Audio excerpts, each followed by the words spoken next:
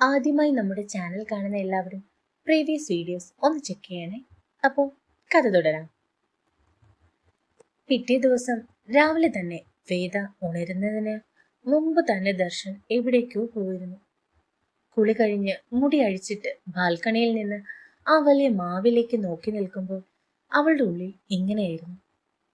ദർശി തന്നോട് പറയാതെ പോയതിലും ഉറക്കമുണർന്നപ്പോൾ അവനെ കാണാതെ ഇരുന്നതിലുമൊക്കെ വേദയ്ക്ക് കുറച്ചൊക്കെ വിഷമം തോന്നി. എന്നാലും തങ്ങൾ വന്ന കാര്യം എന്താണ് എന്ന് എന്തിനാണ് എന്നും അവളുടെ ഓർമ്മയിലുള്ളതിനാൽ അതിന് വലിയൊരു മുഷിച്ചിലൊന്നും അവളിൽ ഉണ്ടായില്ല. പക്ഷേ ഈ തറവാട്ടിൽ വന്നതിന് ശേഷം വേദയുടെ ഉള്ളിൽ വളരെ സന്തോഷമുള്ള നിമിഷങ്ങളായിരുന്നു. സ്നേഹത്തോടെ തന്നെ നോക്കുന്ന ആളുകൾ, എല്ലാവരുടെയും മുഖത്ത് തന്നെ കാണുമ്പോൾ ഇപ്പോഴും കാണാറുള്ള വെറുപ്പും അറപ്പും ഒന്നുമല്ല വേദ കാണുന്നത്, സ്നേഹമാണ്, വാത്സല്യമാണ്. അതിനാൽ തന്നെ ഈ തറവാട്ടിൽ വന്ന കാര്യം പലപ്പോഴും വേദ മറന്നുപോയിരുന്നു. അവിടെയുള്ള ഓരോ നിമിഷങ്ങളെ അവൾ അത്രമേൽ ആഗ്രഹത്തോടെയും ഇഷ്ടത്തോടെയും ഉള്ളിലേക്ക് എടുത്തു. ഇവിടെ തറവാട്ടിൽ വേദയുടെ ഏറ്റവും വലിയ കൂട്ടുകാരി അനന്യയാണ്. അവളുമായി തറവാട് മൊത്തം ചുറ്റി കാണുകയാണ് വേദയുടെ ഏറ്റവും ഇഷ്ടമുള്ള കാര്യം. അനന്യയ്ക്കാണ് എങ്കിൽ വേദയുടെ ഒപ്പം നടക്കാനും ഒരുപാട് ഇഷ്ടമാണ്. കാരണം ഒറ്റയ്ക്കുള്ള ജീവിതത്തിൽ വേദ വന്നതും മരുഭൂമിയിൽ മഴ പെയ്ത ഫീലായിരുന്നു അവളിൽ ഉണ്ടായിരുന്നത്. അങ്ങനെ വൈകുന്നേരം ദർശൻ തിരികെ വന്നിരുന്നു. എന്നിട്ട് തൻ്റെതായ കാര്യങ്ങളിൽ മുഴുകി. അതിനാൽ തന്നെ വല്ലാത്തൊരു ടെൻഷനിലാണ് വേദ അവരുടെ റൂമിലേക്ക് വന്നത്. ഒപ്പം ദർശൻ ഒരു ചായയുമായാണ് അവൾ കയറി വന്നത്. ഒപ്പം മനസ്സിലൊരു സംശയമുണ്ടായിരുന്നു, എന്ത് ചെയ്യും എന്നതുപോലെ. ലാബിൽ വർക്ക് ചെയ്യുന്ന ദർശൻ ചായയുമായി ചെന്ന വേദയെ കണ്ടതും ഒന്ന് അവളെ നോക്കിയിട്ട് ആ ചായ വാങ്ങിക്കുടിച്ചു. ശേഷം ഫോണിലും ലാപ്പിലും നോക്കിക്കൊണ്ട് തന്നെ ഗ്ലാസ് അവളുടെ കൈകളിലേക്ക് കൊടുത്തു. കുറച്ച് കഴിഞ്ഞ് അവൻ നോക്കുമ്പോൾ അപ്പോഴും വേദ ഗ്ലാസുമായി അവിടെ തന്നെ നിൽക്കുന്നുണ്ട്. മുഖത്ത് എന്തോ വലിയ ആലോചനയും. അത് കണ്ട ദർശൻ, എന്തു പറ്റി വേദ, എന്തെങ്കിലും പറയണോ എന്നോട്? ലാപ്പിൽ നിന്നും മുഖമുയർത്തി അവൻ ചോദിച്ചു. അത് നമുക്കിന്ന് വൈകിട്ട് അമ്പലത്തിൽ പോയാലോ? പതറിയാണെങ്കിലും അവൾ തന്റെ ആവശ്യം തുറന്നു പറഞ്ഞു. അത് കേട്ടത് ദർശു പെട്ടെന്ന് മുഷിച്ചിലോടെ, വാട്ട്, അമ്പലത്തിലോ? എന്തിന്? അത് ഇന്ന് കുടുംബക്ഷേത്രത്തിൽ വിളക്ക് നേർച്ചയുണ്ട്, അതിന് വരാൻ മുത്തശ്ശിപ്പ. അവൾ മുഴുവൻ പറയാൻ അവൻ സമ്മതിച്ചില്ല. ഒട്ടും ഇഷ്ടമില്ലാത്ത രീതിയിൽ, no, I am not interested. അവന്റെ വാക്കുകൾ കേട്ടതും പെട്ടെന്ന് വേദയുടെ കണ്ണുകൾ നിറഞ്ഞു വന്നു. എന്തുകൊണ്ടോ അവളോട് പോകാൻ ആഗ്രഹിച്ചിരുന്നു. അതിനാൽ തന്നെ മിണ്ടാനൊന്നും നിൽക്കാതെ വേദ തിരിഞ്ഞു നടന്നു. പെട്ടെന്ന് പുറകിൽ നിന്ന്, തനിക്ക് പോകാൻ താല്പര്യമുണ്ടോ? എന്താ? അല്ല, തനിക്ക് പോകാൻ താല്പര്യമുണ്ടോ എന്ന് അവന്റെ ചോദ്യത്തിൽ എന്ന് നിറകണ്ണുകളോടെ പറഞ്ഞു. അവൾ അവനെ ഭയത്തോടെ നോക്കി. ആ വേദന നിറഞ്ഞ കണ്ണുകൾ കണ്ടതും ദർശ ആകെ വല്ലാതായി. അവൻ പെട്ടെന്ന് എഴുന്നേറ്റ് അവളുടെ അരികിൽ വന്നു. എന്നിട്ട്, കരയാതെ, നമുക്ക് പോകാം, പോരെ? അവന്റെ പ്രവൃത്തിയിൽ ഞെട്ടിക്കൊണ്ട് നിൽക്കുന്നവളെ നോക്കിക്കൊണ്ട് പറഞ്ഞു. പോകാം. എപ്പോഴാ? 6 മണി. ഓക്കെ, എന്നാ അപ്പൊ കാണാം. അത്രയും പറഞ്ഞ് ദർശ തിരിച്ച് തന്റെ ലാപ്ടോപ്പ് എടുത്തിട്ട് പിന്നെയും തന്റെ ജോലി ചെയ്യാൻ തുടങ്ങി. എന്നിട്ടും വേദ പോകാതെ അവിടെ തന്നെ നിൽക്കുന്നത് കണ്ട ദർശൻ, ഇനി എന്താ പറയേണ്ടത്? അത് വൈകിട്ട് മുണ്ട് ഷർട്ട് ഇടാം. വാട്ട്? തനിക്കിഷ്ടാണോ? അതെ എന്ന പോലെ അവളും തലയാട്ടി. ശരി. അവന്റെ മറുപടി കേട്ട് സന്തോഷത്തോടെ വേദ പോകുന്നത് ചിരിയോടെ അവൻ നോക്കി.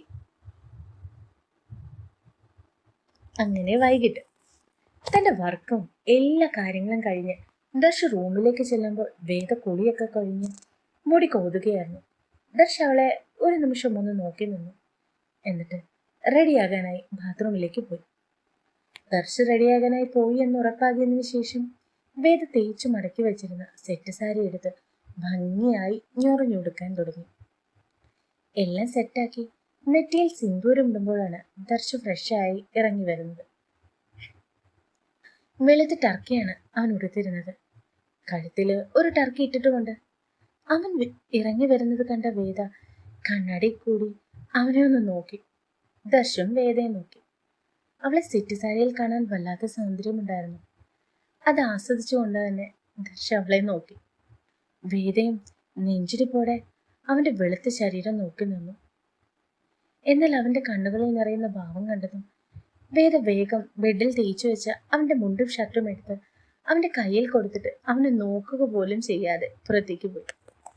അത് കണ്ട് കുസൃതി നിറഞ്ഞ ചിരിയോടെ അവളെ നോക്കിയ ശേഷം അവൻ റെഡിയാകാനായി തുടങ്ങി.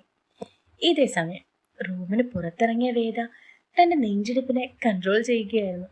ദർശനെ നോട്ടം ഓർക്കും തോറും അവളുടെ കവിളുകൾ ചുവന്നു തുടുത്തു. ഒരു നിമിഷം അങ്ങനെ തന്നെ നിന്നിട്ട് അവൾ താഴേക്ക് പോകാൻ തുടങ്ങി. വേദ താഴേക്ക് ചെന്നതും അവിടെ എല്ലാവരും ദർശനെ നോക്കി. അവൻ വരുമെന്ന് പറഞ്ഞു കൊണ്ടിരിക്കുമ്പോൾ തന്നെ മുണ്ടും ഷർട്ടൊക്കെ ഉടുത്തുകൊണ്ട് സ്റ്റെപ്പ് ഇറങ്ങി ദർശ വരുന്നത് കണ്ടതും വേദയുടെ കണ്ണുകൾ വിടർന്നു. അത്രമേൽ സുന്ദരനായിരുന്നു അവൻ, ആരും നോക്കി നിൽക്കുന്നത് പോലെ. എല്ലാവരുടെയും കണ്ണുകൾ അവനിൽ തങ്ങി നിന്നു. ആ തറവാട്ടിൽ എല്ലാവരുടെയും കണ്ണുകളിൽ അഹങ്കാരം നിറഞ്ഞു. തങ്ങളുടെ തറവാടിന്റെ പ്രൗഢി അതേ തറവാട്ടിലെ സന്തതിയായ അവന്റെ മുഖത്ത് തെളിഞ്ഞു നിൽക്കുന്നത് അവർക്കും വളരെ ഇഷ്ടം തോന്നുന്ന കാര്യം തന്നെ ആയിരുന്നു. ധരണി ചിരിയോടെ മകനെ ചേർത്ത് പിടിച്ചു. അവനും സന്തോഷത്തോടെ അമ്മയുടെ അടുത്ത് നിന്നു. അപ്പോഴെല്ലാം അവന്റെ കണ്ണുകൾ അവന്റെ പെണ്ണിലായിരുന്നു, വേദയിൽ. അപ്പോഴേക്കും എല്ലാവരും അമ്പലത്തിലേക്ക് പോകാനായി ഇറങ്ങാൻ തുടങ്ങി. ധരണി തന്റെ അമ്മയുടെ ഒപ്പം പോകാൻ തുടങ്ങിയപ്പോൾ ദർശ വേദയൊന്ന് നോക്കി. അത് മനസ്സിലായ വേദ അവന്റെ കാറിനടുത്തേക്ക് നിന്നു. അങ്ങനെ അവർ രണ്ടുപേരും അമ്പലത്തിലേക്ക് തങ്ങളുടെ കാറിൽ യാത്രയായി. അതേസമയം ഗാർഡ്സിനോട് എല്ലാം ആ യാത്രയിൽ തങ്ങൾക്കൊപ്പം വരണ്ട എന്നവൻ വിലക്കുകയും ചെയ്തിരുന്നു. അങ്ങനെ ഇവർ ക്ഷേത്രമുറ്റത്തെത്തി. ക്ഷേത്രമുറ്റത്തെത്തുമ്പോൾ ഭക്തിയും ആഘോഷവും നിറഞ്ഞൊരു അന്തരീക്ഷമായിരുന്നു. ആദ്യം അകത്തേക്ക് കയറാൻ മടിച്ചു നിന്ന ദർശ വേദയുടെ കണ്ണുകളിലെ തിളക്കവും ആ കൊച്ച് ആഗ്രഹവും കണ്ടപ്പോൾ മനസ്സു മാറി. അവളുടെ നിശബ്ദമായ അപേക്ഷയെ നിരസിക്കാൻ അവനായില്ല. അങ്ങനെ ദർശം വേദയ്ക്കൊപ്പം ക്ഷേത്രത്തിനുള്ളിലേക്ക് കടന്നു. സന്ധ്യാനേരത്ത് കുടുംബക്ഷേത്രത്തിന് ചുറ്റുമുള്ള കൽവിളക്കുകൾ കുടുംബാംഗങ്ങൾ ഓരോരുത്തരായി തിരിതെളിക്കുന്നുണ്ടായിരുന്നു. ആയിരക്കണക്കിന് ദീപങ്ങൾ തെളിയുന്ന കാഴ്ച മനോഹരമായിരുന്നു. അവിടെ അവർക്കൊപ്പം തന്നെ വേദ ഒരു വശത്തായി നിന്ന് ഭക്തിയോടെ ഓരോ വിളക്കിലും തിരിതെളിച്ചുകൊണ്ടിരുന്നു. സാരി തുമ്പ് ഇടത് കൈകൊണ്ട് ഒതുക്കി പിടിച്ച് വലത് കൈയാൽ അവൾ വിളക്കുകൾ തെളിക്കുന്നത് ദർശ ദൂരെ മാറി നിന്ന് നോക്കി നിന്നു. അത്രമേൽ പ്രണയത്തോടെ കൽവിളക്കിലെ വെളിച്ചം അവളുടെ മുഖത്ത് തട്ടി പ്രതിഫലിപ്പിച്ചപ്പോൾ വേദയ്ക്കൊരു പ്രത്യേക ശോഭ തോന്നിച്ചു. അത് കണ്ടതും പതിയെ ദർശ് അവൾക്കരികിലേക്ക് നടന്നു ചെന്നു. എന്നാൽ വേദ അതൊന്നും അറിഞ്ഞതേയില്ല.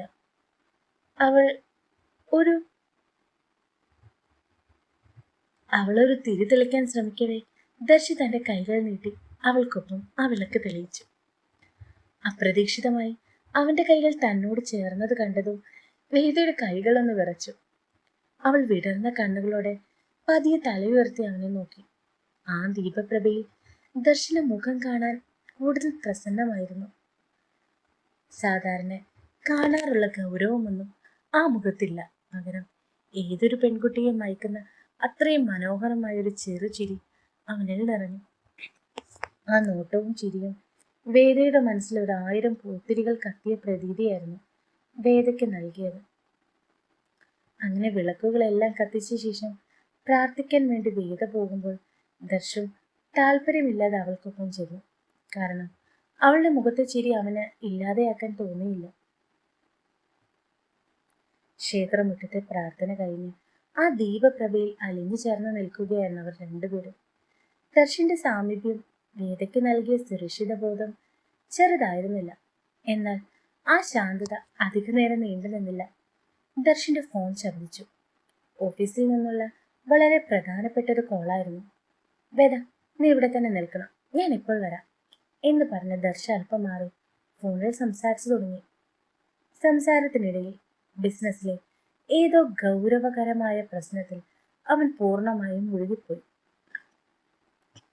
ഏതാനും മിനിറ്റുകൾക്ക് ശേഷം ഫോൺ വെച്ച് തിരികെ വരുമ്പോൾ വേദ നേരത്തെ നിന്നിരുന്ന ഭാഗത്ത് ആരുമില്ലായിരുന്നു. വിളക്കുകൾ മിക്കതും അണഞ്ഞു തുടങ്ങിയിരുന്നു. കുടുംബങ്ങൾ ഓരോരുത്തരായി വാഹനങ്ങളിലേക്ക് കയറാൻ തുടങ്ങുമ്പോഴാണ് ആ നടുക്കുന്ന സത്യം എല്ലാവരും തിരിച്ചറിഞ്ഞത്. വേദയെ അവിടെ എങ്ങും കാണാനില്ല. ഒപ്പം ധരണിയെയും. വേദ എവിടെ? നിന്റെ കൂടെ ഉണ്ടായിരുന്നല്ലോ. നന്ദൻ ഭയത്തോടെയും പരിഭ്രമത്തോടെയും ദർശന് അരികിലേക്ക് ഓടി വന്നു. നന്ദന്റെ വാക്കുകൾ കേട്ടതും ദർശന്റെ ഉള്ളിലൂടെ ഒരു മിന്നൽ കടന്നുപോയി. അവൻ ചുറ്റും കണ്ണോടിച്ചു. ഇരട്ടത്ത് പടർന്നു തുടങ്ങിയ ക്ഷേത്രമുറ്റത്തോ ആൾത്തറയിലോ അവളില്ല. അല്പം മുമ്പ് തന്റെ കയ്യിൽ ചേർത്ത് പിടിച്ച കൈകൾ, ആ ചന്ദനഗന്ധം, എല്ലാം അപ്രതീക്ഷമായതുപോലെ. ഞാൻ ഫോൺ സംസാരിക്കുകയായിരുന്നു. അവളിവിടെ ഉണ്ടായിരുന്നതാണ്. ദർശന്റെ ശബ്ദത്തിൽ ആദ്യമായി വിറയിൽ പടർന്നു. നമുക്ക് നോക്കാം. അവൾ എങ്ങോട്ടും പോയില്ലല്ലോ. കൂടെയുള്ളവർ ആശ്വസിപ്പിക്കാൻ ശ്രമിച്ചെങ്കിലും വേദയുടെ ഫോൺ അവിടെ നിലത്ത് വീണ് കിടക്കുന്നത് കണ്ടതും എല്ലാവരും ഭയന്നു വിറച്ചു. ചന്ദനത്തിരിയുടെ ഗന്ധത്തിന് പകരം അവിടെ ഇപ്പോൾ ഭയത്തിന്റെ നിഴലുകൾ പടർന്നിരുന്നു. പെട്ടെന്ന് ആരോ, അയ്യോ അമ്മ, ഇങ്ങോട്ടൊന്ന് വായോ! ഗീതയുടെ നിലവിളി കേട്ട് എല്ലാവരും അങ്ങോട്ട് പോകുമ്പോൾ ദർശു മാത്രം അനങ്ങിയില്ല. അവന്റെ ഉള്ളിൽ വേദയായിരുന്നു. തന്റെ കയ്യിൽ നിന്നുള്ള തെറ്റ്. അതിന് വേദ. അവന്റെ ഉള്ളിൽ വിറച്ചു. അവന്റെ വേദയ്ക്ക് വേണ്ടി. തുടരുന്നു. അപ്പം അടുത്ത എപ്പിസോഡിൽ നമുക്ക് വില്ലനും എല്ലാവരും നമ്മുടെ കഥ എന്താണ് എന്നെല്ലാം അറിയാം. അപ്പൊ എങ്ങനെ കാത്തിരുന്നാലോ? തുടരുന്നു.